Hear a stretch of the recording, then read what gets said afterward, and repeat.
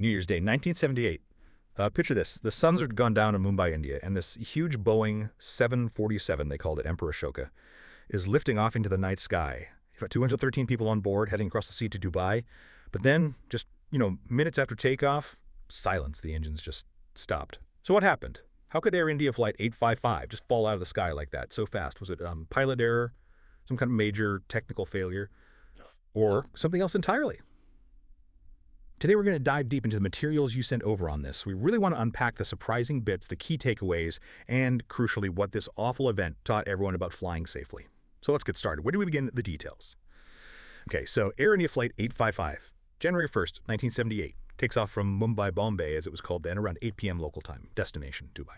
The plane itself was a Boeing 747-237B, a real jumbo jet, impressive for its day, and yeah, the name Emperor Ashoka. On board 213 people, that's 190 passengers, 23 crew, and the flight crew. Oh yeah, Captain Madan Vilal Kukar, apparently one of Air India's most senior pilots. Plus First Officer Indu Vermani and Flight Engineer Alfredo Faria. Right. And the takeoff itself initially was completely by the book. Normal liftoff, cleared for the climb, everything looked fine. But then, maybe only a minute or so after the wheels left the ground, people on Juhu Beach nearby saw something awful. They saw the plane bank sharply left, way too sharp. Instead of climbing, it was heading down fast, and then it just hit the water, crashed into the Arabian Sea. 90 seconds. Just think about that. A massive plane, all those lives, gone in what, under 2 minutes? The speed of it is just terrifying. Obviously, rescue teams went out straight away, but it was dark, visibility was bad. Yeah, it hampered things badly. And the outcome was just total devastation. Everyone on board, all 213 were killed. It became one of the worst air disasters in India's history. So after that initial shock, the recovery attempts, the investigation must have kicked off. I bet there were all sorts of theories flying around initially. Terrorism, maybe. Structural failure. What did they actually find when they started looking at the evidence? What was the first solid clue? That's a really good question. And it was tougher because there wasn't a cockpit voice recorder, a CVR, that would have captured everything said in the cockpit. So the investigators had to rely heavily on other things. Eyewitnesses, yes, but also the maintenance logs for the plane. And crucially, the flight data recorder, the FDR, that tracks things like altitude, speed, direction, the plane's movements. And the FDR data, that was the breakthrough. It pointed right at a specific instrument malfunction, the attitude indicator, sometimes called the artificial horizon. Ah, right. The instrument that tells the pilots if they're level, banking, climbing, descending. Exactly. And the key finding was that the captain's attitude indicator had failed. It was stuck. It was showing the plane as basically level or maybe in a slight bank, when in reality, it was banking dangerously sharply to the left. Okay, but reading through your materials, this is where it gets really critical, isn't it? Because the first officer, Indu Vermani, and the flight engineer, Faria, their instruments were working correctly. They apparently saw the problem on their own attitude indicators and tried to warn Captain Kukar. So, why didn't he listen? What went wrong in that cockpit dynamic? That right there is the heart of the matter. It points straight to what we now call crew resource management failure, or, well, CRM failure. It wasn't just that they didn't communicate. It seems the captain couldn't or wouldn't process information that contradicted his own instrument. Even though his first officer and engineer were saying, hey, we're banking too much, he seems to have dismissed their warnings, trusting his own indicator above theirs, his faulty one. He didn't cross-check, look at the standby indicator, or even just look out the window. Apparently not, or not effectively anyway. Looking out at the horizon would have shown the severe bank immediately, especially at night over the coast with city lights likely visible. And yeah, that quote from one of the sources really hits hard. In a cockpit, hierarchy can kill. It shows so clearly how a senior pilot's judgment, if it's not open to challenge and verification from the whole crew, it can lead directly to disaster. Good CRM is all about making sure everyone feels they can speak up and that the captain listens and cross-checks, especially when things don't seem right. It's chilling. Yeah. And beyond the mechanics of the crash, the human side. Yeah.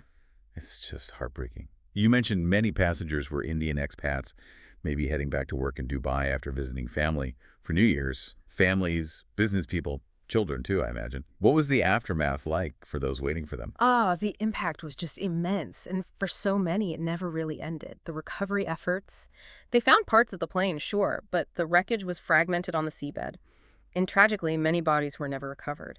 That leaves families with this terrible lack of closure. The plane hit the water nose first, apparently, and just disintegrated. The forces involved, unimaginable. Yeah. And that detail you pulled from the source about the family member waiting at Dubai airport with flowers. And the plane never arrived. Just awful. Sums up that sudden shattering loss. So, this terrible event, it sounds like it really forced a change, a turning point for aviation safety, both in India and maybe worldwide.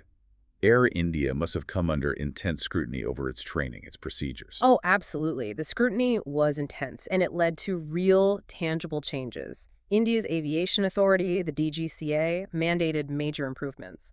Big one was crew resource management training becoming mandatory. That focused on teamwork, communication, challenging assumptions. Like we were just discussing. Exactly.